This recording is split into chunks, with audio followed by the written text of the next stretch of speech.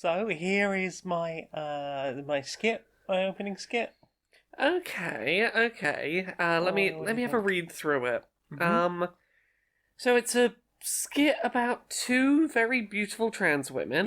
Yeah. Who One have has blue hair and one has pink. I think. okay, and they have a small and kind following for their podcast. Yeah, their followers are really lovely. Yeah, their podcast about things that they've watched and listened to and played and And they've got a cat.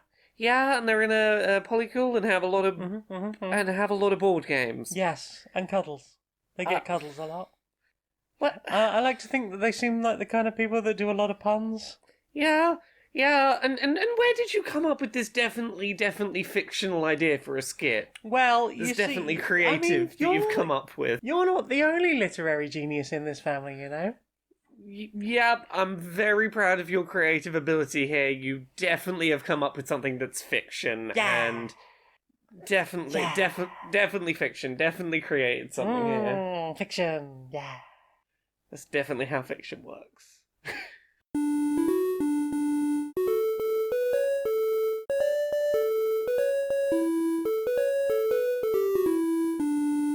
Greetings, strangers, queer and pleasant. I'm not Laura Kate Magnet Dale. And I'm not Jane Aerith Magnet Dale, and welcome to another episode of Queer and Pleasant Strangers. It's a podcast where two queer trans women And the cat. and the cat have a little chat about, well, the cat doesn't on this bit. We talk about the things we've played in the week and do silly voices and skits, and Smudge is here too. Smudge played with the enrichment. She played with the enrichment tube. Yeah. Yeah, she occasionally plays with things. I don't Yeah. think she's going to talk about them on the show, though. I enjoyed the enrichment tube now. For anyone who's unaware, the enrichment tube is, I guess you would describe it as a snake on a string, on a stick. But it's on a stick. But it's got eyes that make it look like, I googled it before and I don't remember now, those Saturday morning puppets. Zig and Zag. Zig and Zag, yes. Yes, they've It's got a similar kind of fur as well. it's a very colourful, it looks like you turn Zig and Zag into a colourful snake on a string. The enrichment tube. Yes, Zig and Zag will make no sense. I was going to say no sense to anyone outside the UK. And also anyone under 30. I mean, yeah. Like I'm coming up on 31, and I barely remember Zig and Zag. They would start of my. I was in high school when the Big Breakfast was beginning. I reckon, like by the mid-90s, that had to have been finished. Probably, yeah. Like I can't have been more than 4 or 5 when I Zig and Zag went away. I feel like by the time I left school, like they were petering out, if not already gone. I think the Big Breakfast was still just about around, but I don't think they were on it. It was somewhere around. It must have been mid-90s. There was the swap over, or at least in my head. Zig and Zag fade away, and like Saturday morning, Dick and Dom start, or Ant and Dec start going in. Yeah, whichever of the Saturday morning shows it was that had a segment called Wonky Donkey. I do remember Wonky Donkey. Yeah, it was one of the pairs of British morning presenters. It was either Ant and Dec or Dick and Dom. I don't remember. It was probably Ant and Dec, because I do remember watching some Ant and Dec as a small person. Yeah, I do not remember watching Dick and Dom. I think Ant and Dec. Yeah, I think Ant and Dec, whatever the Saturday morning show was, replaced whatever Zig and Zag were on. SMTV? Yeah, SMTV. Goodness. See, I'm old enough to remember Fast Forward. Well, and Motormouth. La-di-da. And the 8:15 from Manchester. Well, la-di-da. The Millennium Dustbin. La-di-da. What have you played this week? That's the most elegant transition I could have done. What have you played this week? I tried to reset my Vampire Survivor save, and despite 15 minutes of half-assed work and Googling stuff, I managed to delete most of my progress. I am impressed that your save file is not a binary state. You either have a save or you don't.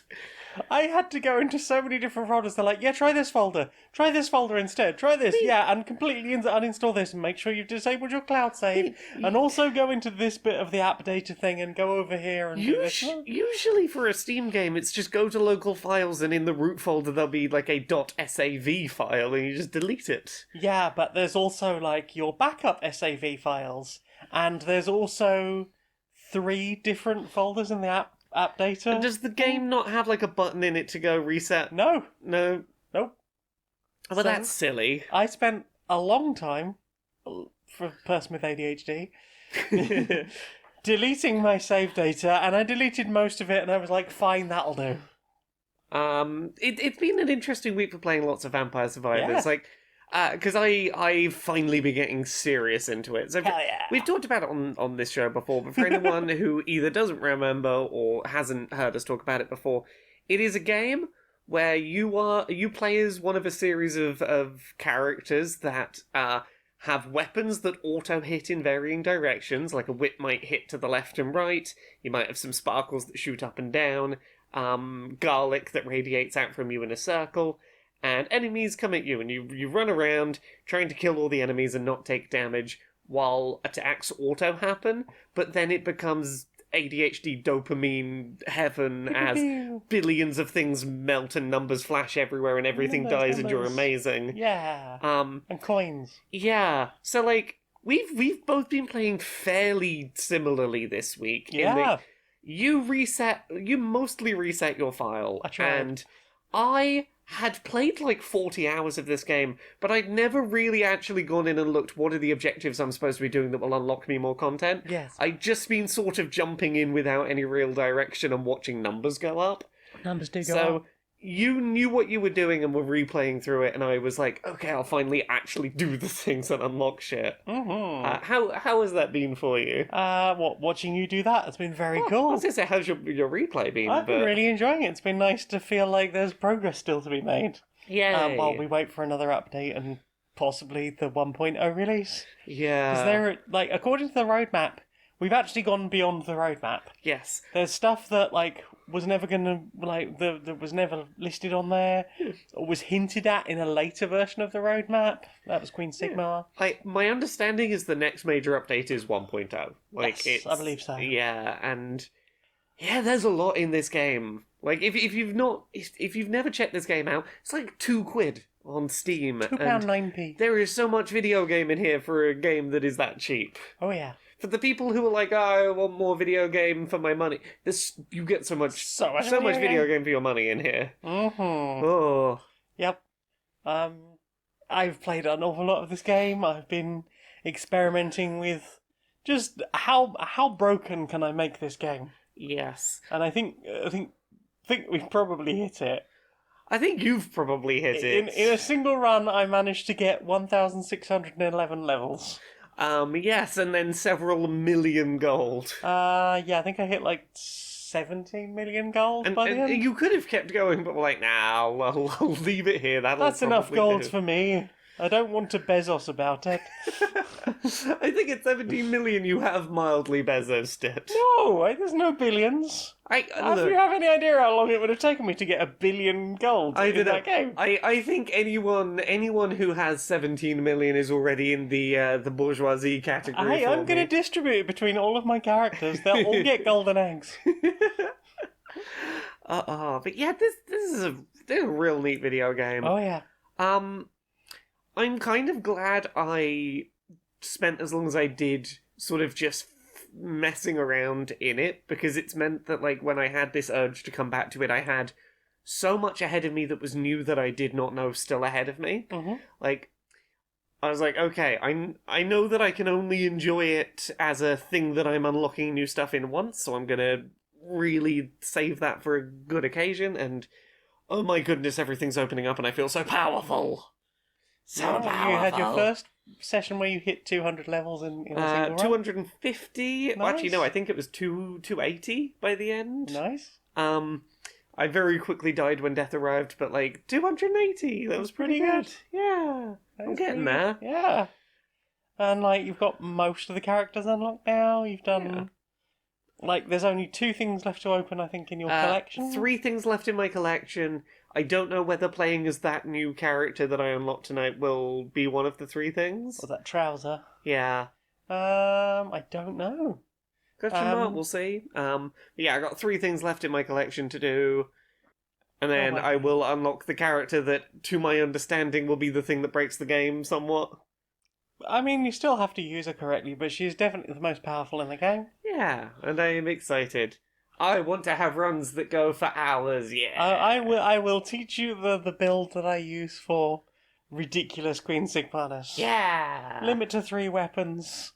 get lots of corruption, curse stuff on your accessories, Capello Magna, and then just go for it. It's very cool. Yeah, feels good to be able to just leave it on the side while deaths gather around you in many numbers. And just I'm just here for the gold. Yeah. Yeah, I'm enjoying it so far. I'm looking forward to seeing what happens next. Because I feel like maybe there's going to be a final boss. I imagine so. Because you did the Lunar Eclipse event. Hmm. And you were like, hang on, there's stuff happening. There's a hands. Someone did a little snap. What's Yes. going on here? I imagine we're going to get a very fourth wall breaky final boss, I think. I think maybe. And I'm intrigued. Mm-hmm. Yay.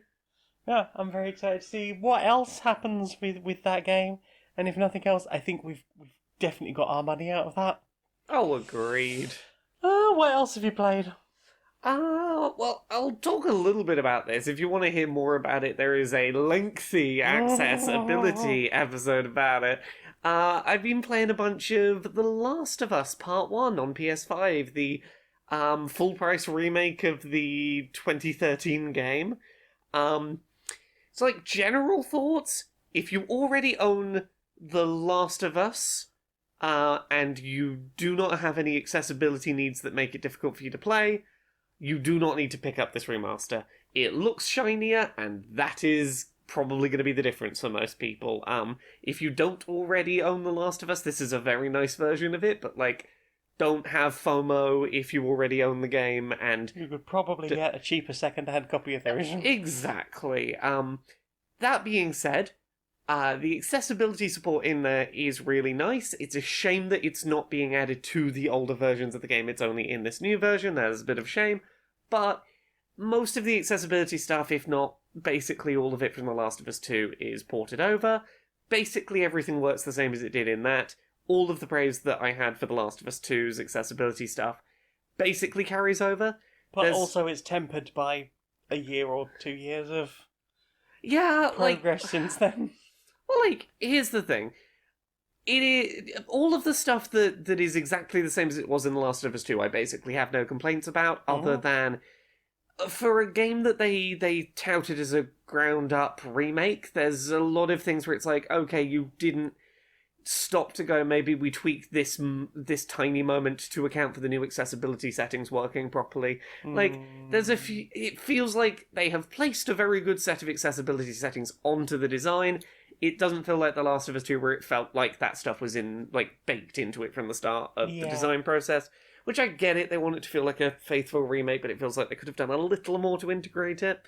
Still one of the most accessible video games in the AAA space, full stop. The new stuff that's in there, the audio descriptions are fantastic when they're there, but they're only there for completely, out of your control cutscenes. Moments where the camera is taken out of your control, but, it's still in engine.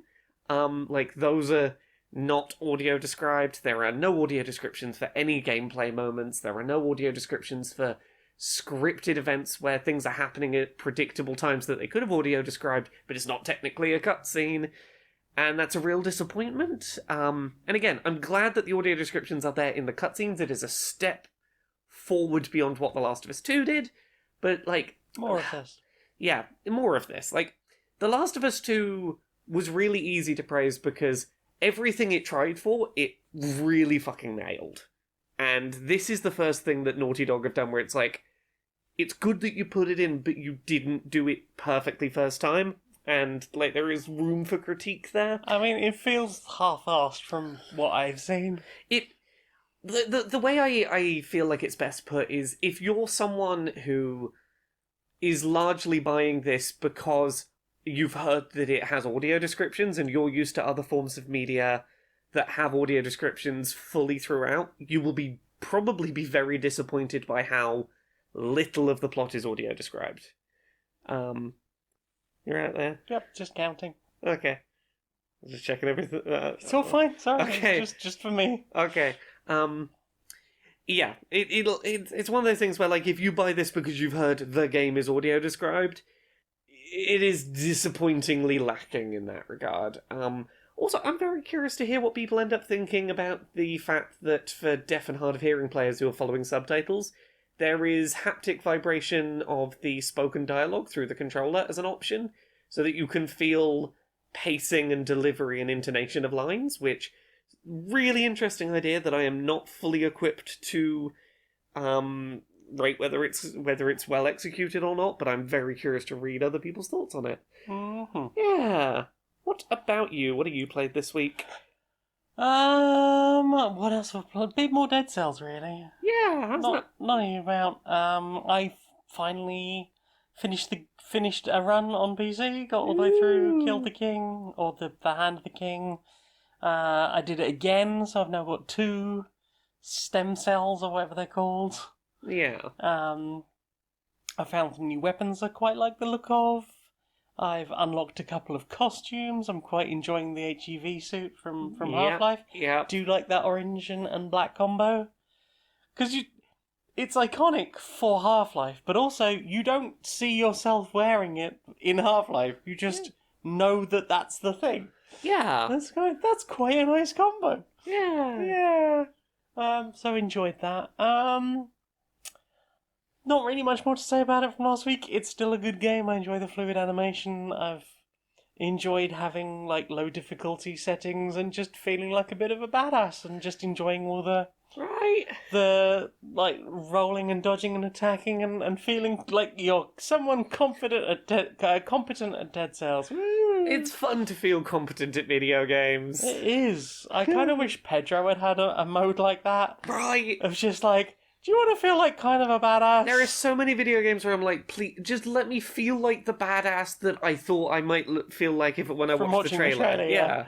Let me have that experience even though I suck. Yeah, I understand that there will be people who are good and can do the things, and their daily scores actually get scored. Yeah. And that's fine. I don't need the daily score. I just want to feel a bit of a badass. Right. So yeah, I did some of that. The main thing, the most important thing, the thing I've just had a text message from one of the players about. Yeah. Gloomhaven. Yeah. Jaws of the Lion. We finished it. We finished Gloomhaven Jaws of the Lion. We had 2 very lengthy, intense days of playing. Yes, we played 8 missions. Yes, we added a new player in who wanted to learn. Yes. Which we were quite near the end of the campaign. So we did the first 2 tutorial missions and then leveled them up to most of the way through a character build and then threw them in at the deep end. Pretty much. They picked it up really well. They did really well. I think the fact that they had the transferable skill of, I've played Final Fantasy Tactics Advance. Yes. And was just like, yeah, if you can transfer that skill, you've got this. And I think it helped that because they jumped up in level to above the midpoint where you get your extra box you get to open. Yes. That gave a pretty solid idea of this is a thing your character specialises in. Mm-hmm. It gave a good direction for character building. And despite going, okay, we're going to make you open 6 packets of cards now and 7 packets of cards now and choose 1 of 2 from 6 of them. Yeah, make a bunch of rapid fire choices without a huge amount of experience of what those choices mean. And he did really well. He picked a working deck. He didn't really do much or need to do much else with it. Yeah. At one point, we googled what is the recommended good deck for this level, and he'd picked all of the correct cards. Basically, all of those cards during the leveling up, and I was like, "Well done! You have an eye for this." I mean, also he plays Magic the Gathering, so has an idea of sort of concepts of power and toughness and things like that. So, it was really lovely to also to get to see the hatchet because we were like, well, we're probably never going to get to see the hatchet, I was thinking I might play as this character in Frosthaven just to give them a try. Yeah, and then our red guard got a boyfriend. Yes, and. I understand why people say the Hatchet is maybe the coolest character to play as in Jaws of the Lion. They have a very simple thing they do, and they are very good at it, and they get to be very powerful in one particular field. Yep.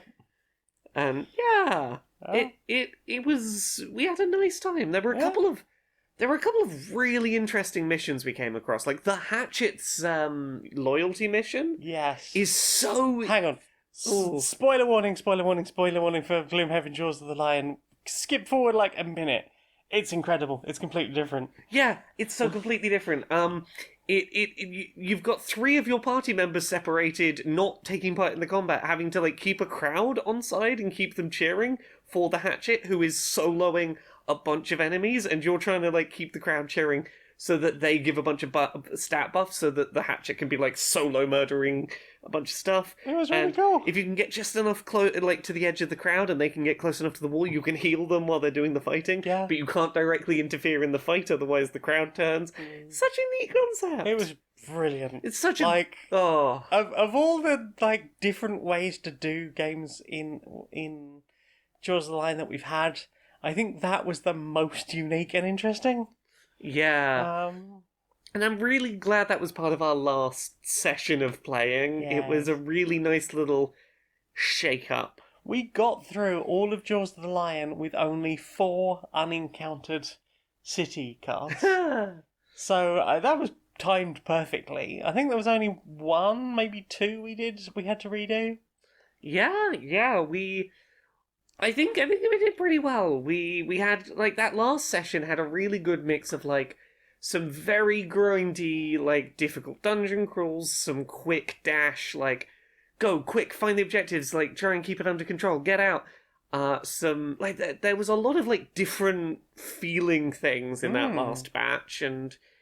There was that one that was very grindy. There was one that was very grindy, and at least part of that was we hadn't played in a while, and it was first game with, like, the fully featured deck for the new player, which I don't think either of those helped the pacing of that mission. No. It took us like 4 hours, and we really struggled towards the end. Yeah, we sort of dragged ourselves to the finish line a little.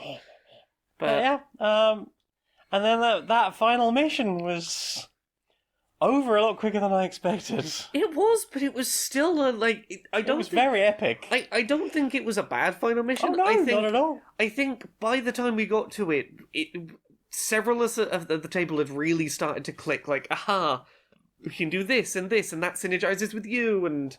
Yeah. Just as well, final mission. Just to work out all our synergies and stuff. Yeah. Yeah, I was struggling with movement a bit towards the end, because I'd sort of thrown everything at trying to do some crowd control stuff and making sure everyone else could get into the boss room. And then there's me stumbling through the door to the boss room, trying to hold it shut against a couple of big beasties that followed me up the stairs. You're like... And I'm like, I'm here! I can do some things to really help! I can do my really big attack! I can do it! And then as you're getting ready... y'all absolutely crushed him in one card. I'm here to do my very big attack! It's alright, the 3 of us will just grind them into a fine paste. Absolute slush in one card, I think it was, as well. Yeah, it was a really badass thing. I mean, you, despite not being in the room, you so much kept us alive in that final mission by making it so that the very powerful boss got just enough misses in that we didn't crumple.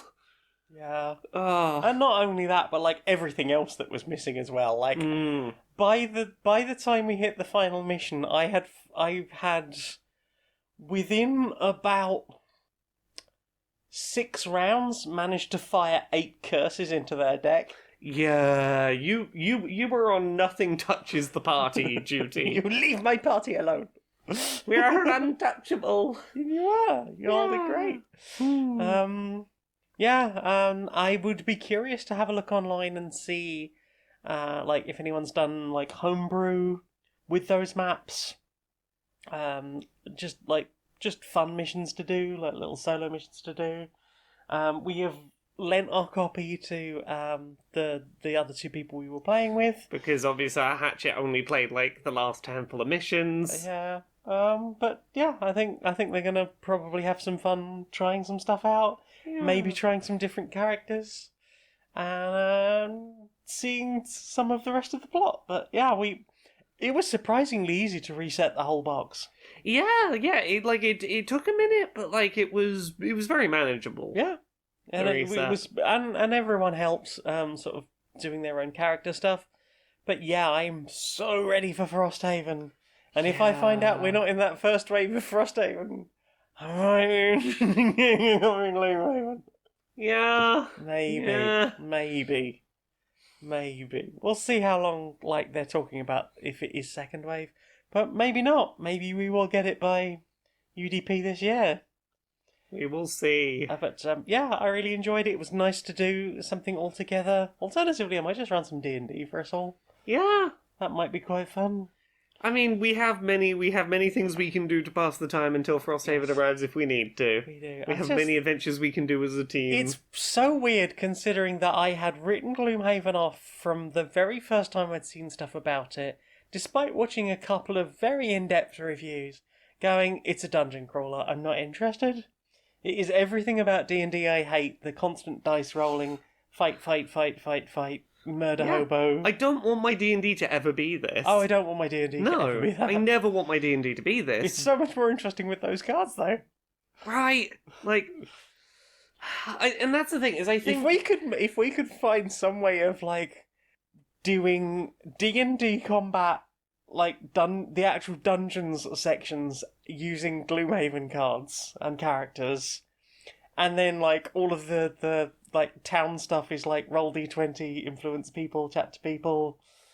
I mean... That could be fascinating. Look, I mean, there's no reason that you couldn't flip over a random page of that book and set some monsters in that room and use that as your combat section. Yeah. As, like, a little small encounter that you tell your own story around. Yeah, could do that. Yeah. That could be interesting. Ah. Yeah. But yeah, very glad I spent 30 quid at Comic-Con last October for that. Ah. It That was was, good. yeah, It was a very good 30 quid's worth of game, though. Yeah, I mean, I've spent far more and had less good times. Agreed. Yeah, and played board games I have purchased and loved less consistently. Yeah.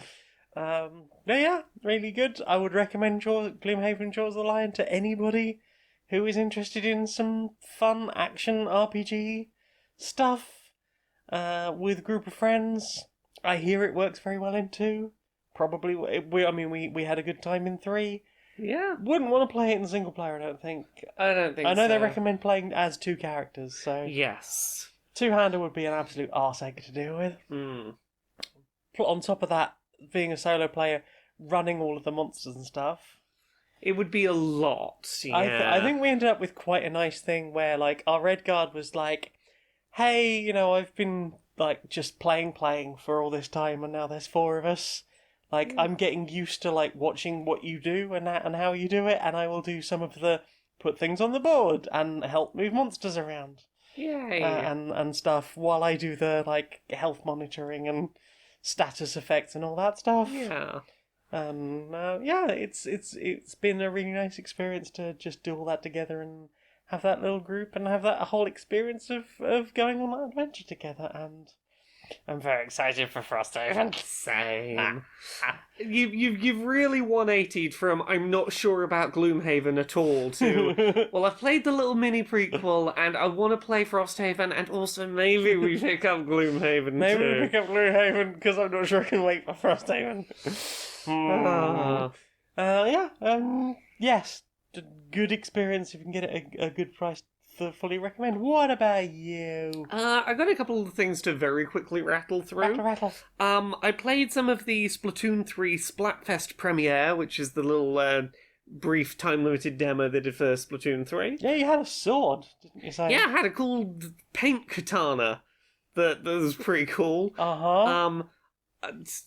I mean, look, that's my lasting memory of that demo is I had a paint katana. And How does that even work? Well, it slashes and does fairly Like an arc. it does fairly wide but not too far in front of you paint splashes. It's very good for taking out other players if you can get close. Like one slice will probably take another character out. But not great for painting the level. Not... it's all right for painting the level. It's not the best for painting the level.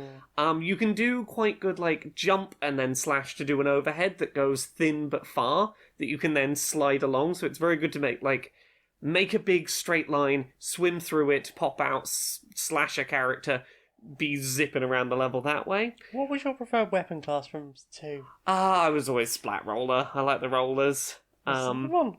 Pardon? It's a good one. I enjoy the roller. There's a neat one of the rollers in the demo had a neat like secondary or the thing that you sort of power up as you paint the level, which allows you to zip around the level briefly to sort of like hook shot around to points of your choice. And at each point you're at, you can be there for a few seconds, like chucking a big amount of paint down, zip to somewhere else. And you do this a couple of times, and then it zips you back to where you started. Okay. So you can sort of throw yourself deep into enemy territory, get a few seconds of rolling down a bunch of paint, and then zip back to the safety of where you started. Huh. It's a really interesting mobility option for what is otherwise a fairly slow character. And like you can't permanently throw yourself into that sort of deep end quickly that way, but it's sort of a haha, I'm here, I'm causing chaos, I'm gone. I'm away. Yeah. Look, it's more Splatoon, and I don't say that as a bad thing. It's more Splatoon with some new stuff, and I had fun, and I mean, getting back into it, I was like, oh yeah, I forgot how much I like these really short matches. They're like 3 minutes long, and I could see myself getting back into this. We'll say I enjoyed playing a bit more Splatoon, which I hadn't done in a while. And the other thing I've been playing is I've played the first 3 episodes of Are OFK, which is one of those narrative, make choices, adventure-y type games. What, like Walking Dead or? Sort of. It is. I've seen it described as being more like interactive TV than a Telltale game, and I think that's maybe fair. It is a lot more linear with you making choices about like tone and like little specifics rather than, at least how it feels so far, rather than the big arcing choices. But it's a really neat, sweet little story about a group of queer friends trying to start a band together, and all of them have various baggage they're bringing to the table that they're trying to work through. Is this tickling your to the moon itch? I mean, a little bit. Yeah. Look, well, it's a little bit that, but it's also a little bit scratching my itch for Sayonara Wild Hearts. Okay. And I'll get to that in a minute, but yeah, so the main 4 people who, like, are clearly going to be the 4 people who end up making this band are Itsu, who is a piano player who is really struggling with, like, has just come out of a bad relationship and is trying to set boundaries and move away from that. You've got Luca, who really doesn't believe in their own creative ability despite being good at what they do, and has to really sort of be pulled into feeling like having the confidence and the sense of self to feel safe creating. You've got Jay, who is this music producer who really is sort of the impetus of this band coming together, but seemingly has some problems with her parents and not feeling able to say no to them. Maybe the parents are homophobic, it seems. She's a little unwilling to settle down because what if homophobic parents get upset? And there is Carter, who I don't know a huge amount about them yet. They are on the fringes of the story a little bit still, but non-binary character who makes a holographic cat, and this holographic cat is the best thing in the world. I love this cat so much. I don't know what Carter's deal is yet. I'm sure at one of these episodes when we get through it, we'll be like, here's your thing that's the big complex thing that's stopping you being a part of the band fully. But right now, Carter's entire character trait is anytime they tell a story, it's the most engrossing thing in the world. Just like, you know how often if people like tell you their dreams, it can be kind of sometimes? Aww. Carter makes dreams sound very interesting. I'm like, the camera will sort of slowly zoom in as they very dramatically tell the story. I'm like, I don't need to know anything else about you. You're very enthralling. But yeah, it's basically a story of these people trying to come together and make art, but all of them have their own various baggage that intersects and causes conflict because, as these things do. The thing about this that made me think of Sayonara Wild Hearts is each of the 5 episodes of this involves a playable music video to a piece of original music that feels very Sayonara Wild Hearts in that it's somewhat limited gameplay, like interactivity, in a very well choreographed bit of visual to music. And I'll talk about the bits of music that have been in the first 3 episodes when we get to the listen segment, but they've been really good. They're genuinely very catchy.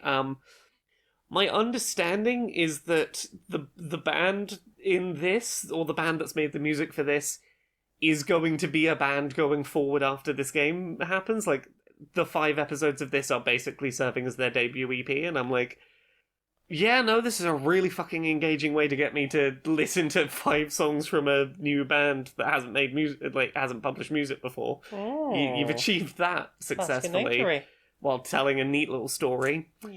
Because it's kind of linear, other than choosing tone of stuff as you go through. Episodes are pretty reliably consistent in time limit. You get told up front how long they're going to be. They're usually somewhere around an hour. So far they've all been 55 to 65 minutes. And they're real good. The 3rd episode I played last night, absolutely emotionally devastating in all the most interesting ways. There is episodes 4 and 5 release over the next week and a half, and I need to know how this ends. It's so good. I'm so invested. It's real good. So yeah, I need more video games that take advantage of being interactive music videos. Interactive music videos as an art form in video games is great. Oh yeah. Do more of that. Yeah. You played We should get onto Convoke. Hi! Hey, friends! Yeah! Have you considered video game music video? Music video game? Yeah. Yeah. Have you played anything else this week? Not really. It was very much about Jaws the Lion. It really was. Well then, time for this. Well, I suppose it was only a matter of time. And what? Well, I mean, we're queer. Yeah. We're popular amongst a small community. Yeah. That community is queer, or at least queer-friendly. Yeah. And yeah, I mean, it really was a matter of time until we got cancelled, I guess. Oh, wait, what? This is news to me. What's happened? Yeah, we got cancelled. What? I need more information than this. Well, you know how we're queer and trans? Yeah. And some people are kind and like us. Yeah. Yeah. And and that is a problem, obviously, to network execs. Right. So we've been cancelled. By who? Netflix, obviously. You know how they're always cancelling queer creators. Wait, we weren't a Netflix property, were we? Exactly. That's how they're cancelling things that aren't even theirs. Exactly. Oh no! Before they even signed us, they've cancelled us. Oh. Gone. Oh, goodness. Just got the email. Well. You're cancelled. Well. They've deleted all of our content off the internet. Off the whole internet, or just off Netflix? Off of Netflix. We're nowhere to be seen on Netflix. Nowhere to be seen on Netflix. Look, we need the fan petition. Get Queer and Pleasant Strangers back. Bring back Queer and Pleasant Strangers. Bring back Queer and Pleasant Renew Strangers. us for a second season. Renew us for season 2. The first, 226 episode season. Yep. Fantastic. Bring us back for season 2. Bring us back for season 2. We need the fan demand to get us uncancelled by Netflix. Let's get a change.org petition. Get us back on Netflix. Get us back on Netflix for season 2. Get us a nice big advance for season 2. Yep. Oh, I'd better go. We're having the in-laws for dinner. Good luck. Huh? Oh, the in-laws are boring, always snarking at you and judging. Yeah. Oh no, my in-laws are fine. We enjoy cake and play board games. Oh, your old ball and chain got you well under the thumb, eh? Beg pardon? Well, you liking our in-laws, having tea and cake, running home on time to cook her dinner, proper under the thumb, innit? I love my wife very much, and we have like an equal partnership where we each contribute in the ways that we're best at doing, and that works for us. Is your marriage not like that? Hey. Do you want to talk about it? Are things okay? I thought we were supposed to hate each other like my parents did. You know, you don't have to be queer to have an open, honest relationship that's loving and supportive. It all starts with calm and respectful conversation. Yeah. Thank you, token queer friend. Geezer is filmed before a live studio audience. So, what have you put in your eyes? Well, we have watched the first couple of episodes now of She-Hulk. We have. She do Hulk. She do Hulk, that she do. I'm really enjoying She-Hulk so far. Really enjoying it. I think that the first episode, like, it had a lot it was trying to squeeze in a fairly limited amount of time, but but I think getting it all out of the way they did manage to stop that thing I hate about new superhero movies. Yes. We're going to spend a lot of time establishing the character and not Yeah. a lot of fun having fun with that character. It achieved a lot while still having time to have fun with it. Yeah. And I think that, like, the setup with episode 1 and 2 of, like, the direction they're taking the series, real interesting. The tone, real fun. I think the level and degree of fourth wall breaking has been enjoyable without being too distracting. There was a particular joke about someone saying I was a completely different person Yes. that really tickled me. Yes. A completely different person, literally. Yeah. Yes, very much so. Yes. Enjoyed that. The humor's been very on point. Yeah, enjoying that. I've enjoyed the visual stuff. I think the model for She-Hulk is very good. Yeah. I think they've made that look very good. And you never know with like the series stuff. Like, are they going to use it much at all because it costs too much money? I mean, we've got the whole thing with Bruce at the end of the first episode. Yeah. So I guess that's not so much of a problem anymore. But yeah, I'm curious to see where it goes, what's going on, and what happened next. Yeah. I think about these first 2 episodes of this, and this is the same comparison I keep making to myself as I keep being like, yeah, remember Falcon and the Winter Soldier? Ugh. Remember when that was the level and tone of what the MCU TV shows were doing? Like, it's fucking night and day. They don't compare. Absolutely, it's fun. Yeah. It's fun. Like, the MCU's TV show output, like, it started on some real rocky footing, but... Because, like, Loki, pretty fun. I enjoyed Loki. Falcon and the Winter Soldier was very... And then it just kind of... I'm trying to remember what ones there even were for a while. Yeah, WandaVision. WandaVision was great. WandaVision was great. All the ones with female leads have been great. Yeah. Miss Marvel was WandaVision, great. Miss Marvel, She-Hulk have been fantastic so far. Yeah, like, obviously we've not seen a huge amount of it. I want to see what this is like when it... Like, I want to see them get into trials. I want this to become a legal procedural comedy, which I the suspect... Better Call Saul with She-Hulk. Yes. Okay. And I imagine we're going to get at least some episodes of that. I did see a quote from one of the creators going, our initial plan, which didn't work out, was I go, can we get away with doing like a 4 or 5 episode arc of a single legal case? And they're like, yeah, we don't know enough about law to pull that off. Okay, fair. But I'm like, come on, give me some 1 episode trial episodes. Let me see some legal procedurals with superheroes. Hell yeah. I'm ready. I am ready also. Oh, what about you? What have you been watching? Oh gosh, I watched the new British canon video on Aphex Twin. I think I've watched it before, maybe. but it was listed on YouTube as a new release on the Trash Theory channel.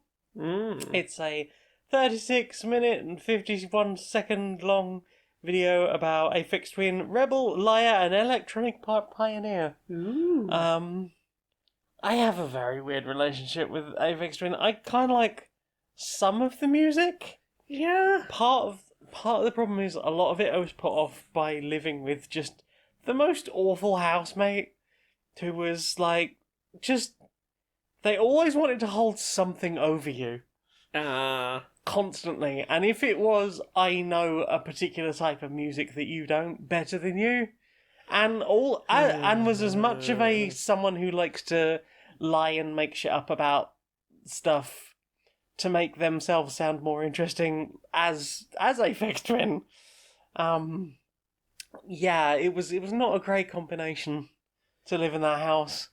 So yeah, that has put me a little bit off of some of that. I have some bad memories associated with some associations that aren't necessarily Aphex Twin's fault. Yes, but yeah, I enjoyed the sort of explanations of how some of it was put together and the way he thinks about making music and just the speed he was able to output tracks. Very impressive, but also not my kind of music. A lot of the time. I love Bucephalus Bouncing Ball. I just think it's very clever. But yeah, that's something I've watched. What about you? What have you watched? Oh, what have I watched? What have you watched? Tell us. I mean, well, we watched another thing together. We Yes. watched, so we'd watched The Sandman We watched season Sandman one, season 1. and then there was They another bit shadow of dropped a second episode. a bit. a thing that feels like two small stories they sort of smushed together to make enough content for a episode. Yes. It is The Sandman, Dream of a Thousand Cats / Calliope. Yes. One of which is about 10-15 minutes long, and the other is probably 45 minutes. Something like that. Yeah, so The Dream of a Thousand Cats is an animated story about the relationship between domesticated cats and humanity. Yes, and the history. And the history and the lens through which cats view the actions of particularly nasty humans. And Yes. it's a heavy one. Yes. It does not pull any punches. No. It is beautifully done, beautifully delivered and animated and acted, Oh, yeah. but The little kitten is so adorable. gosh, it was a lot. No spoilers, but It's a lot. It's a lot. It's very cute. It's intense and a fantastic bit of art. David Tennant is a bad man. David Tennant is bad man. In this, he plays a bad man. I Yes. don't know him personally. Yes. But yeah, the other half of it is Calliope, which Yes. based on the muse, the Greek muse. Yes. Very much a modern retelling of the classic story that again gets real heavy in some places, but I thought was very well done. It was a fantastic little standalone short story. Yes. Very much so. Dark, disturbing, fascinating. Yeah. It's got Rory from Doctor Who in it, so that was a bit of a weird follow-up. It does, yeah. You know what it reminded me of, having recently watched the 2019 Twilight Zone. Yes. If you'd taken out the fact it was like that Sandman showed up at some point, Yeah, it could very easily have been a Twilight It Zone could so easily have been a rebooted Twilight Zone episode. Yeah. And wouldn't have felt out of place. And that is, when I say make that comparison, it is a positive comparison I'm making. Oh, 100%. Yeah. What about you? You watched anything else this week? But not a huge amount, I'll be honest. There was something I wanted to mention and it's disappeared out of my brain. Thanks, brain, I appreciate that. Love you. You're welcome. I watched a video by Mixed Up Media on YouTube called Why So Many Black Characters Use Oh, yes. Electricity. Didn't know this. Oh, yeah, no, this Hadn't is... really thought about it before. Oh, yeah, it's a thing. Black superheroes with lightning powers is, like... Because they're all copies of the same character. Yeah. It's a recurring thing. The other thing you'll see often in superheroes, black superheroes, is black male superheroes often having purple and yellow be very prominent in their outfit designs. Those colours come up a lot. I've seen yellow a lot. I can't think of anyone I've seen with purple. Purple gets used as an accent colour a lot with the purple. It works very well with yellow, but yeah. Yeah. I do like purple and yellow as a colour combo generally. Yeah, but... So yeah. Yes. I did not realise that had all come from Black Lightning. Yes. Just repeatedly trying to use Black Lightning and then like Static Shock. And yes. But what if we tried to get Black Lightning in Static Shock? No, we can't do that. Let's create another black superhero with electrical powers. Yeah. And then Black Lightning's kids are at least black women in this case. Yeah. Rather than black men. And then just repeatedly going, oh, we're not sure who's got the licensing on that. We'll just make another black superhero with electric powers. Yeah. The fact that yes, we had Storm a little bit before, that they wanted to make a racist superhero who was a white guy who, when his powers trigger, turns into a black man with electric powers. Fucking I am so glad that never got going anywhere, because that's ew. But says a lot about Marvel at the time. Probably not much better now. But yeah, that was a fascinating little 10-minute watch about just the number of these characters that they've thrown out for this reason. Yeah. Yeah, go give it a watch. What about you? Have you watched anything else? Well, just before recording Quips today, we watched the that first... was the thing I was trying to remember. I'm glad that I was thinking the right thing. We watched the first couple of episodes of Season 2 of Star Trek Lower Decks. Yeah. So we talked about Season 1 of Lower Decks before, feeling... in very poor... I mean, look, I don't think I felt as negative about it as you did. I felt very negative about it. The things you were critical of are things that I also recognised were flaws. They just didn't bother me as much. But like, Season 1, not bad, has some interesting ideas, but it is very a million miles an hour, very trying to throw a billion jokes at the wall to see what sticks. Like, it's got some lol so random problems. So far, first 2 episodes of Season 2, which we watched because someone we know had recommended, it steps up a lot in Season 2, particularly toward, like, the tail end of Season 2, but, like, Season 2 improves a lot. I think they're right. It seems to have settled down a lot. It's still... We laughed within the first 2 minutes. So... It's still very fast. You have to be paying attention because it will not slow down for you to catch what's going. Like, No. if you lose track, that's your problem. Yeah. But it is not. There's still a lot of jokes in it. Oh. It's not nearly as saturated as it was. This series feels more Final Space than Family Guy. Yes. And some of the concepts they've had for bringing jokes in have felt more thought through and more interesting and more tied into that is a way of telling jokes that is very Star Trek.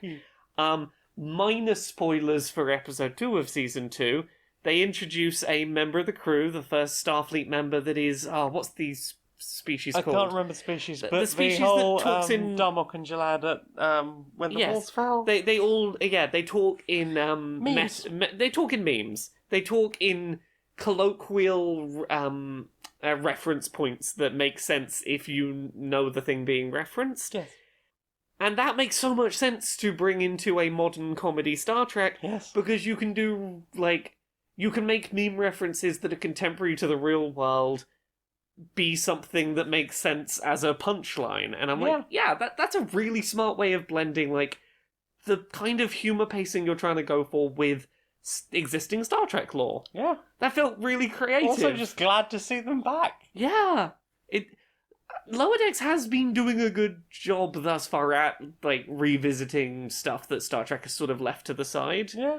And this seems like it's committing to that, which is nice. I've enjoyed the first couple of bits we've seen so far. I hope we get to see yet more. I am curious. Yeah. I'm feeling very optimistic about season 2. Generally, like, a lot of the recent Star Trek stuff we've had over the last few years, I've been very positive towards. Yeah. Like, even the least positive I've been about Star Trek stuff, I've still enjoyed. Yeah. Like, even, like, season 1 of Lower Decks might be the least impressed I've been with something in recent Star Trek, but that's not to say I didn't have a decent time watching it. Like, at its worst, it was still pretty alright. Yeah. Star Trek's... yeah. Of the two franchises, I think Trek's doing better than Wars at the moment. Honestly, yeah. Like, Star Trek is really, really having a good resurgence. It's really coming back into its own. Yeah. And I'm very happy to see that. As someone who was a primarily Star Wars person for the longest time, Star Trek's really, really taken that spot for me. I am a bigger Star Trek person than a Star Wars person now. Like, I think by quite a long way. Yeah, definitely. It's... I'm enjoying it. Yeah. I am curious to see what else they do. Don't get me wrong, I will probably watch whatever the new Star Wars is. Oh, agreed, but, you know... Star Trek! Star Trek! I think I'm a bit of a Trekkie. Yay! Yeah! And all because I started you off watching DS9. Yeah. Oh. Have you watched anything else? I think that's it for me. I think that's the main stuff I've watched. Well then! Time for this.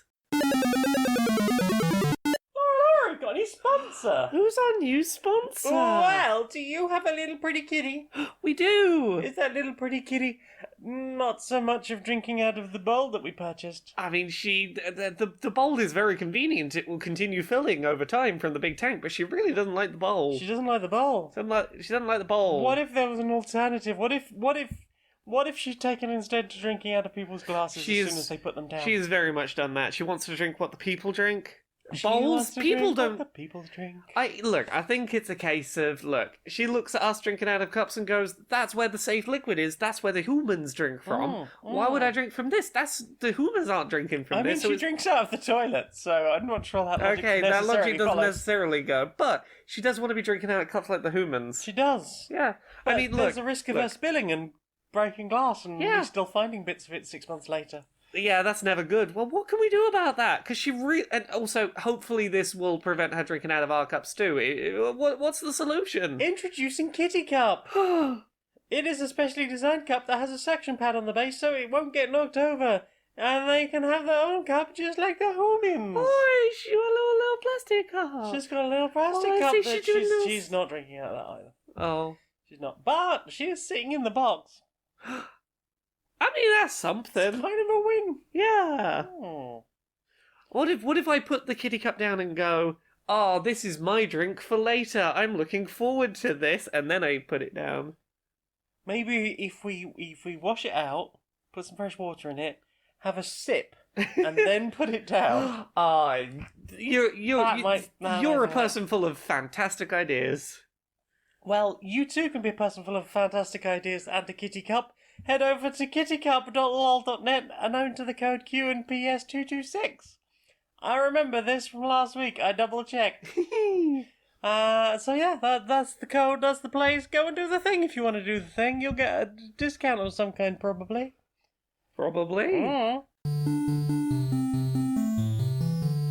Inside the boardroom of Supremacy Software. Hi. So, I've been checking in with the young folks downstairs we've had working on the audience engagement. The interns? Yeah. Yeah. So So, one of them had that bright idea of getting into Twitch streaming, doing Right, branded streams. I mean, it's what all the kids are doing now, right? Exactly. And, what better way to get people to engage with a brand than to make it like a tangible person they can interact and chat with, which is why we took that animal mascot character we got and we made them into one of them VTubers. Like the anime thing. Yeah, the digital. We got one of the interns to like be the voice, but like when they move in front of the webcam, it makes the animated little. It makes our that way we don't have move. to pay to look at the intern. Exactly, and well, see, here is the other thing. If anything goes wrong and we have to replace them, it's not so obvious we've replaced them because, slightly different voice, but same, moving character or whatever. That's great. That's great. We're gonna have to... Yeah, I'm glad we worked on the contingency if we might have to replace this person because it's gone bad already. How bad could it possibly go? It's just playing the video games. We get people to play video games all the time. That bit's fine. That bit's fine. But they're refusing to go back and do more VTubing because chat got too horny. How horny can you be for a cheetah? I'm very impressed at the level of ASCII art they have managed to make of giant cheetah genitals. Wow. Like, it is impressive that they managed to get the text chat to display that right. Wow, you printed all this out, huh? Well, I mean, look, I had to demonstrate the problem. See, Look, the fan art of Reams the muscling of paper. The fan art of the muscle, the rippling biceps. That's a bicep. Right. Well, look, Certainly veiny. Look, I had to do research so that I could understand why this intern quit, and they said it's too horny, I can't have them describing animal genitals at me. What is wrong with them? I mean, isn't this what we've made them like for years? We sexualized everything. Well, now they have been raised in an era of us sexualizing everything, and now the things are sexualized. So I don't even understand why this is unusual. Yeah, but they're meant to sexualize the female ones.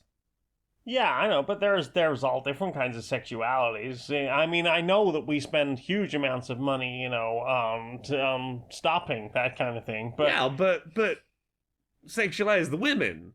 Yeah, I mean, not would. the cheater with the rippling biceps, with the big six pack. Yeah. I mean, that's. I mean, you could grate cheese on that six pack. That is. Look. If the intern will go back and be the cheetah, get another one. I mean, I could be the cheetah. I could be the cheetah. Yeah, you could be the cheetah. You are a fucking cheetah. I know. Are the ears new? I feel like you don't usually wear the ears. Is this brand like testing out some marketing material or something? Or?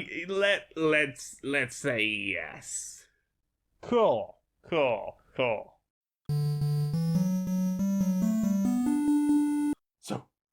what have you put in your ear meats? Not a lot new this week. The main thing I've been listening to is the songs from the game We Are OFK. The band on Spotify is called OFK. Yes. We Are OFK being the story of the band, but Do we know what OFK actually stands for? yes, we do. Yep. Okay, minor spoilers. 3 episodes deep into this, they're finally about to get their first big break as a band because they have broken into a party and convinced a game publisher to use one of their tracks in a big, launch for a new mech in some video game, and that's, going to get their song heard by a bunch of people, and, they're hoping it's going to be their big break.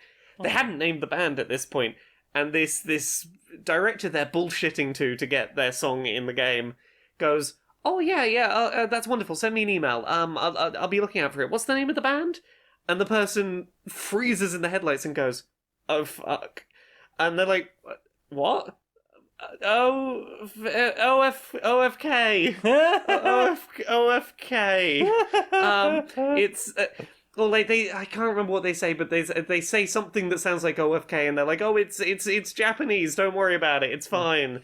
And have to quickly retcon it to OFK. So OFK stands for oh fuck. Well, Which I think it's the perfect level of disaster. I love it. Disaster trash. success. But yes, at the time of recording, the 3 songs available from the first 3 episodes are, let me get the list. Follow/Unfollow. Okay. Which is a really, it's very much an upbeat poppy track. It deals a lot lyrically with, being uncertain and non-committal, and not sure how you should interact with someone that you have a difficult, like an on-off past with, and that sort of, oh, I miss you when you're not around, but the second I'm back, I'm like, oh no, this isn't great. But I leave and I'm like, why yeah, I didn't. yeah, but then I leave and then I'm like, yeah, but maybe I was building it up too much, and Oof, yeah. but it's that set to like a very upbeat, like deliberately contrasting poppy soundtrack.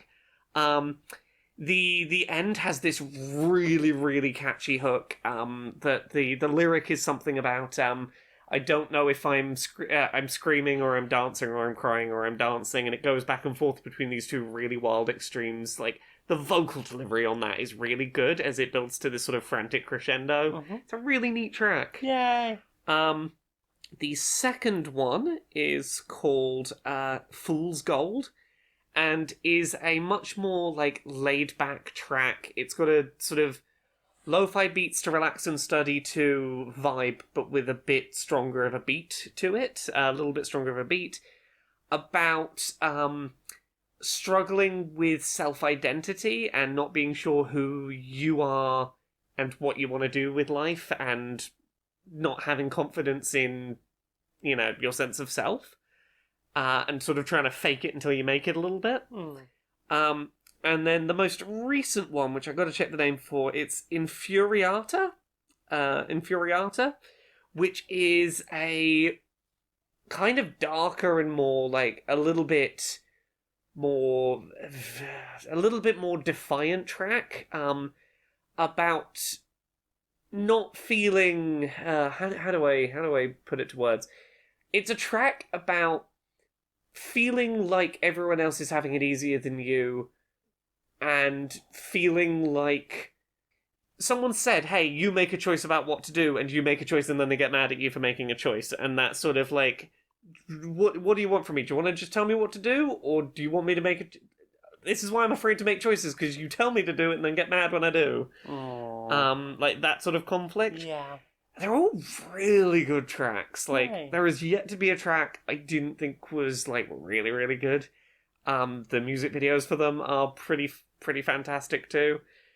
All 3 of those are really good tracks. Yeah. I'm really enjoying them. Yay. What about you? I have been listening to the Hippo Sound System. Hippo Sound System! The band whose name I remember because they say their name a lot. The Music for Your Mind EP. Oh, and these are both tracks we heard at the festival. Yeah. The first one is Music for Your Mind, featuring MC Spider, KOG, and Franz Von. And the second track is Love Goes Where Love Is. Yes. Both excellent tracks. There's also Into the Jungle on there, which is more of an instrumental piece. Yeah. But it's good, upbeat, slightly drum and bassy, a little bit raggery. Yeah. Hippo Sound System really won me over at the festival. Like, they were real good. They got great energy. Yeah. It was just nice to cook breakfast on Saturday listening to a bit of Hippo Sound System. Yeah. Yeah, love them. Love them. I wish there was more music available online to get, because I've got most of it at this point. Yeah. You have other songs. Let us have more of your songs. Maybe some more. I don't know if some of it's just covers and they can't sell it, or if it's just some of it is stuff they've fairly recently done. Yeah, maybe. But yeah, I enjoy Hippo Sound System. They are good. They are available on the Bandit Camp. What about you? You listen to anything else? That's really all I've listened to, other than my routine cycling through the same handful of songs I listen to all the time. Anything else for you? Yeah, something else from that we previously mentioned. Bought the Captain Flatpack. Captain. I did the thing. Captain Catflap. Flap. Captain Flatcap. The Foul Play EP. Yeah. Which includes all tracks we heard at the festival. Hooray! Foul Play, Bang Bang Boogie, Quacky Backy, and I Spy. Yeah. Which it's all a bit duck themed in there. Good squelchy, kind of dubsteppy, slightly folky, like psychedelic folk stuff with really squelchy bass lines. Yeah, it's very beautiful. Lots of live instruments. I need to listen to more Captain Flatcap because I am very much enjoying it so far. Yay! And again, need to get more of that. They at least have a bigger available online library to purchase from. So Yeah. again, available on Bandcamp. I suspect they're probably both on SoundCloud as well. Probably. Not SoundCloud. The Spotify. Most, that one. Most likely. Oh, what about you? Got anything else, or is that? I think that's it for me. Only other thing, we listened to the Undertale. Oh, we soundtrack. We did. So, as we were coming to the end of Gloomhaven, I didn't have a huge amount to do apart from count numbers. So I was just putting different music on the TV. So we started the first mission, or the very last mission, with the beginning of the Undertale soundtrack. By the time we opened the door to the boss room, it wasn't quite there, so I pushed it ahead to Megalovania, and then whatever Undying the Undying track is. Yes. Battle Against a True Hero. That was it. Yeah, put that on as well. And then when those ran out, I put a 30-minute version of One Winged Angel. And then when I got tired of that, about 8 minutes in, we put Those Who Fight Further, also from Final Fantasy VII, because we were on a boss fight, and then I just found a mix of victory music. The Undertale soundtrack has some great track names. Oh, yes. Some of them are longer than the tracks. There's one of them that's something like an unreasonably small duck carries you over an unreasonably small gap. It was adorable. Something about a hotel. Oh yeah. There's a few. There was the different spooky music that you listen to in that. Oh yes, like spook step, spook chill. And yeah. Yes. Chill spook. Yeah, it was. I thought I had somewhere I'd got a Undertale soundtrack. I don't remember it being that long. So I might have had like greatest hits of Undertale or something. Yeah, depending on where you go looking for an Undertale soundtrack, you'll either get like every single music track from the game. Track. Yes, or you will get the here is the 30 that most people think of. Yeah, I think I've got the 30 one. Yeah. And a remix album. Yeah, the more I listen to the Undertale soundtrack, Megalovania, good tune. Battle Against a True Hero is the one that has my heart. That's the one. I like Bone Trestle. Bone Trestle's good. I also like Spider Dance. Oh, God, the bit with Undyne in the killing everyone route of Undertale is one of my favourite bits of storytelling in any medium. It's such good dramatic. Oh, it's beautiful. I just wish I was better at that game. If you ever want to see it through properly, we can do a playthrough where if you get stuck, you can hand it to me and I'll do it and then I'll hand it back. Oh, that means you'll have to have seen me play this game. I am so bad at it. I can get to, I think, the third or fourth save point, and no further. Well, if you'd like a playthrough where I do the controls and we just are both here doing it. I'm just here listening to the music. And reading the story. And looking up the Ben Briggs lyrics to Collecting Junk with Timmy. Yeah. Exactly. I've got as much. You do. She's very soft. She's a good kitty and she's here. She's here. She's here for family cuddle time. She is. She's eyeing me dubiously. Yeah, hello. I think she's wondering why you're not lying down to provide the big cuddle spot. Which way are we going? We going this way? Oh, oh! She's climbed up on the She's climbed shoulder. onto my shoulder, and now she's just lying here with her arms over my shoulder and purring loudly into my ear. Well, Hey. that's everything I've listened to this week. Well then. Time for this.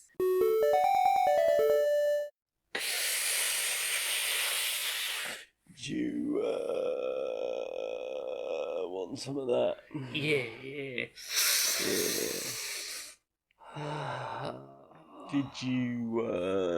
Did you know, yeah? Yeah. I have, I've defeated capitalism. Yeah. Yeah. I looked online, right? Right. Turns out I'm taller than Elon Musk. Is that right? Yeah. Not sure how that helps you defeat capitalism, but Well, you know, it'll be good for you. I have the high ground. Oh, I see. So now, like, it's over. It's over, Elon. And You have the high ground. I have the high ground, right? Because I'm taller. Well, I mean, what if having the high ground isn't enough for you to defeat capitalism? Well, you know, I could always, you know, cut him in half with a laser sword and then toe punt him into the lava so no one can, you know, turn him into a wheezy cyborg. Well, it shouldn't come to that, you know. I mean, you definitely have the high ground. Yeah, you're getting high by the minute, mate.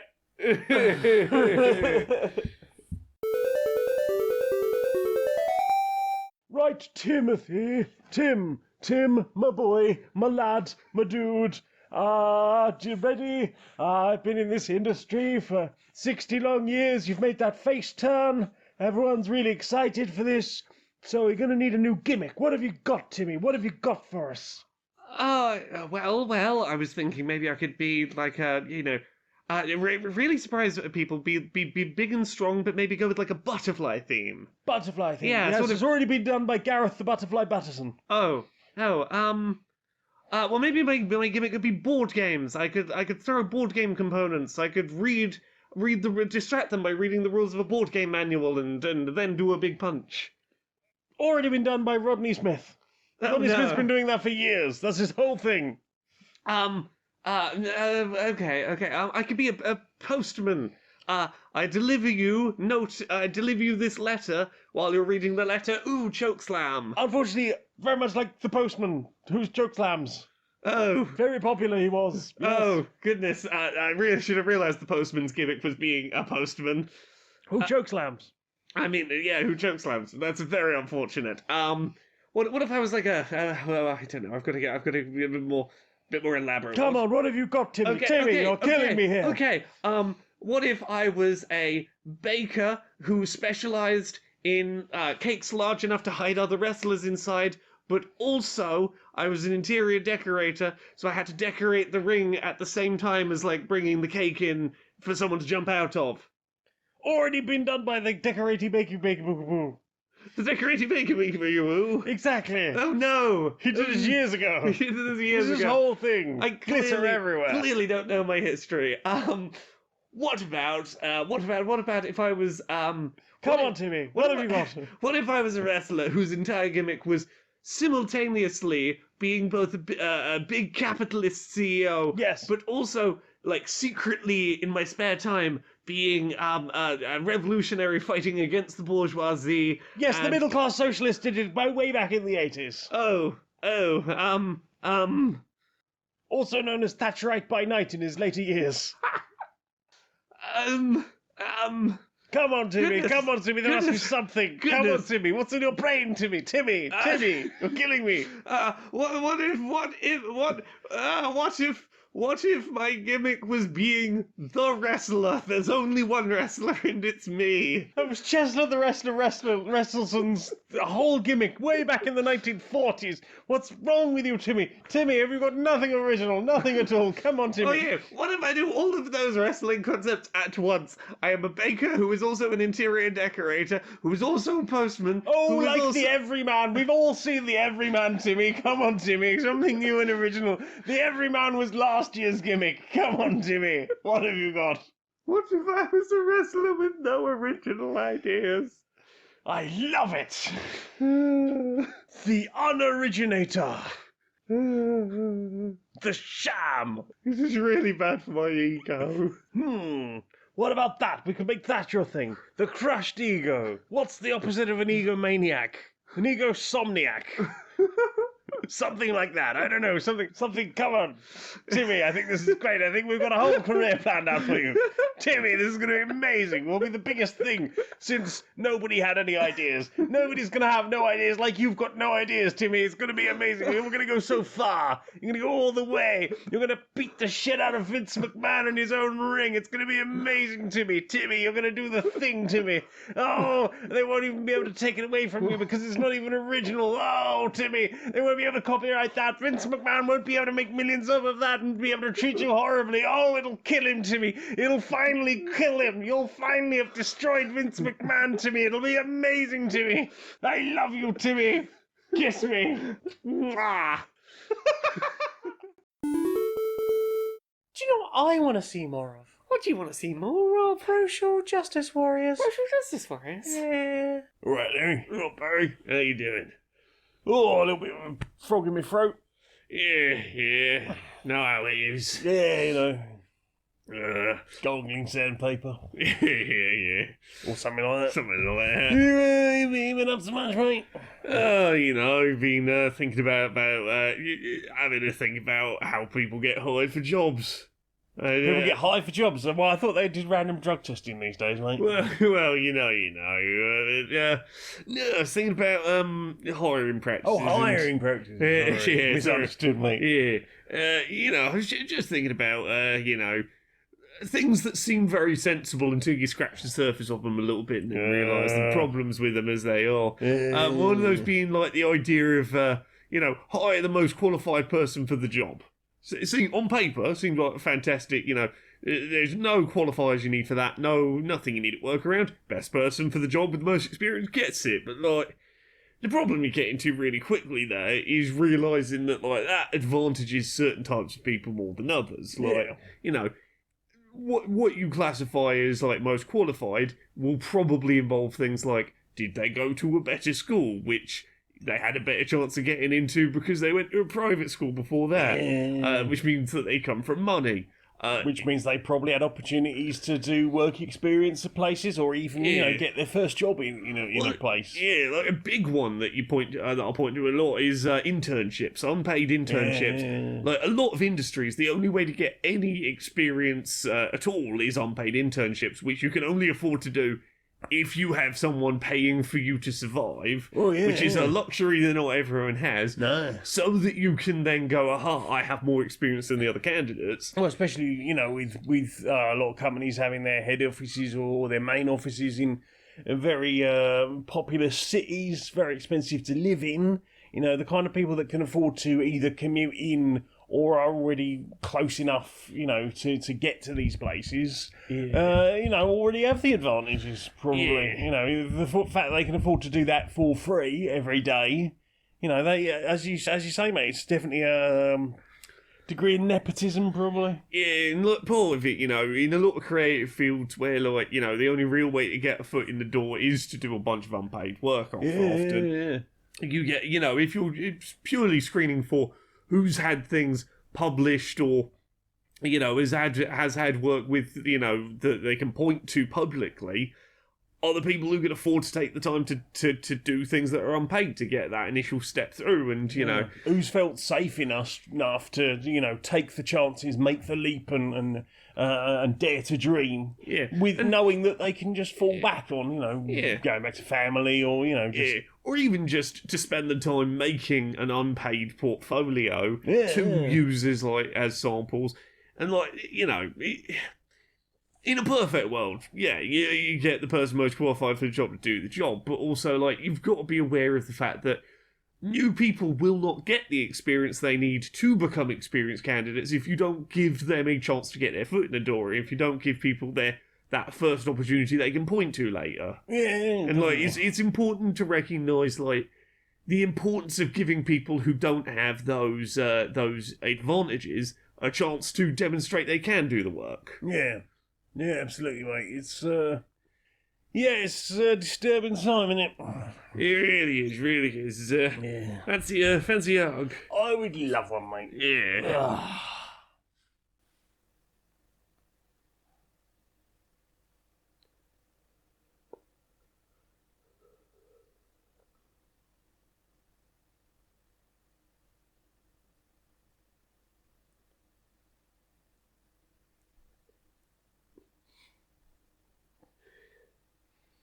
Good hug, mate. Good hug.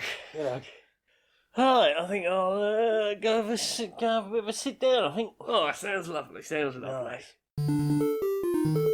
So, Laura, Yes? A book exists It that you have does. done words in. It does. It exists. Me and My Dysphoria Monster. It's out now. Go check it out. It's the illustrated children's book. We've got another book coming in the future. Well, tell us about that one. Lucky the Future, it's called. Who Hunts the Whale? Yeah, you I remember. only had Me and My Dysphoria Monster in my head at that moment. Ah, the problem of having too many books. Too many books, too many books. Oh, can't escape. Okay, yes, so Who Hunts the Whale? It's a satirical and serious book about the horrors of working in the video game industry and whether or not something can be done about it. Well, maybe someone's going to try, and maybe there'll be some humour along the way, including jokes about DLC, among other things. Among other things. It's a good book. It's a big book. It's being printed now, I imagine. It'll be available on a date that isn't too hard to discover. We picked fonts. Yeah. They're putting it together. We're putting it together. It's going together. And they've closed the backer list, which means you can still pre-order it, but you cannot get your name in it. Yeah. Unless you contact us for a signed copy, I guess. Well, I mean, that's the thing. If you pre-order a signed copy, you might not get your name in it, but you'll get our names signed in the front. Yeah. Yeah. That's just as good, right? It's just as good. It's not enough that our names are on the front and on the spine. Yeah, but you can put the name And on the in the front inside cover. that we Yeah. did by hand. Yeah. With our dubious handwriting levels. Dubious handwriting levels. Yay. Well, tell us where you can find you on the internet. I mean, mine's very easy. I'm just at Laura K. Buzz pretty much everywhere. Yeah, I know, right? The only other thing is, if you are going to be at Trondheim Pride in Norway, on the 8th and 9th of September, I'm going to be part of two events during the Pride. I'm going to be doing a talk on trans joy, which is taking place, I believe that's the one on September the 8th, and LGBT representation in video games, I'm doing a solo talk on that on September the 9th. Check the Trondheim Pride website for specifics of when and where, but yeah, I'm going to be at Pride in Norway. That's a week after this episode goes up, so go pay attention to that. That's a Thursday and a Friday. That is, yeah. Weird days. And well, it's Is Thursday. it a public holiday? Well, the Pride March is on the Saturday, but there's Right. multiple days of they have a multi-day long I Pride see. thing. So there's a thing on. There are things happening on Wednesday, I think, but I'm at a thing on Thursday and a thing on Friday, and then the parade is on Saturday, which I will briefly be around, and then I will be going for a flight Zoom. home.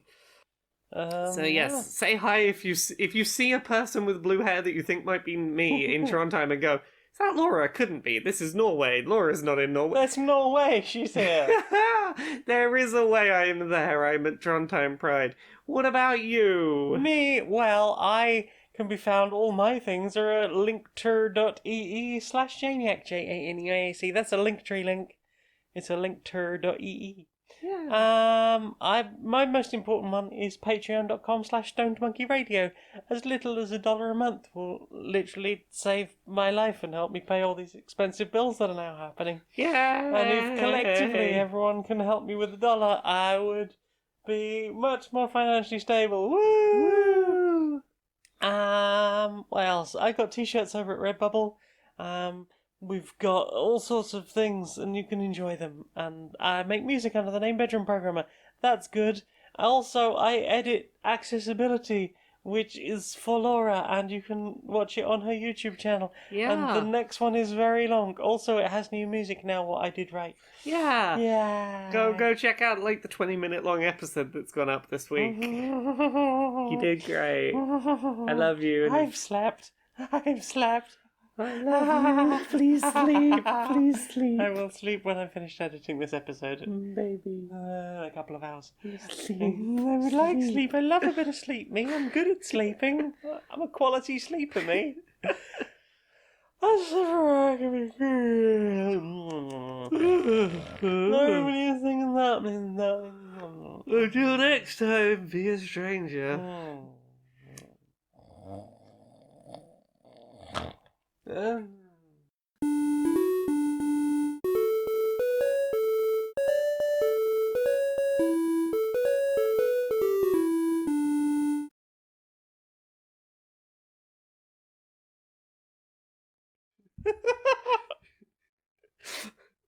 I have the high ground, Anakin. I'm tripping balls.